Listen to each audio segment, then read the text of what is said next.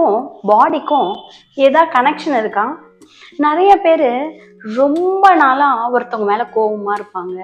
ரொம்ப எமோஷன்ஸ் அப்படியே உள்ளே பூட்டி வச்சுருப்பாங்க. நிறைய ரெசன்மெண்ட்ஸ் இருக்கலாம், நிறைய கோபம் இருக்கலாம்.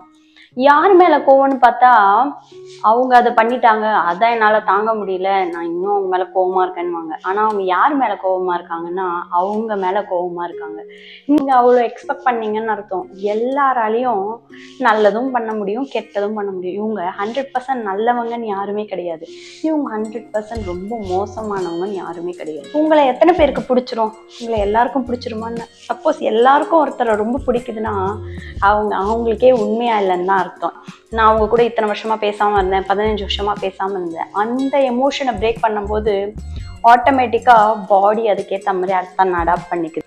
நிறைய பேருக்கு கேன்சர் கூட இதனால வருதுன்னு ரிசர்ச் சொல்றாங்க. நீங்க ஒருத்தர் மேல கோவமா இருக்கீங்கன்னா ரொம்ப வருஷத்துக்கு உங்களால கோவமா இருக்கவே முடியாது. அந்த எமோஷன்ஸ் போயிடும். கொஞ்ச நேரம், ஒரு 5 நிமிஷத்துக்கு மேல உங்களால ஒருத்தர் மேல கோவமா இருக்க முடியாது. அது நீங்க தான் திருப்பி அந்த நடந்த ஈவெண்ட்டை திருப்பி ரீப்ளே பண்ணி உங்களை நீங்களே ஹெல்ப் பண்ணிக்கிறீங்க. டைம் அவங்கள விட நீங்க தான் அதனால பாதிக்கப்படுவீங்க.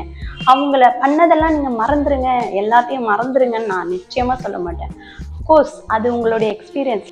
ஆனா அது உங்களை ஹர்ட் பண்ணாத விதத்துல அதை வெறும் மெமரியா மட்டும் வச்சிருக்கணும். அது ஒரு டெஸ்க்டாப்லேயோ ஒரு சிடிலேயோ ஒரு ஃபோனில் இருக்கிற ஃபோட்டோ மாதிரி ஞாபகத்தில் மட்டும்தான் இருக்கணும். அது உங்களுக்கு எந்த எமோஷனும் கலராத மாதிரி நீங்கள் அவங்கள பக்குவப்படுத்திக்க முடியும். அப்போது இதனால என்ன, அவங்கள மன்னிச்சிடணுமான்னு கேட்டால் ஆமாம், அவங்க மன்னிக்கிறது அவங்களுக்கு நல்லதா இல்லையான்னு எனக்கு தெரியாது. நீங்கள் அவங்கக்கிட்ட பேச வேணாம், அவங்கக்கிட்ட போய் கெஞ்ச வேணாம், எதுவுமே பண்ண வேணாம். நீங்கள் மன்னிக்கிறது உங்களுக்கு ரொம்ப நல்லது. மறக்காதீங்க, மன்னிச்சிடுங்க.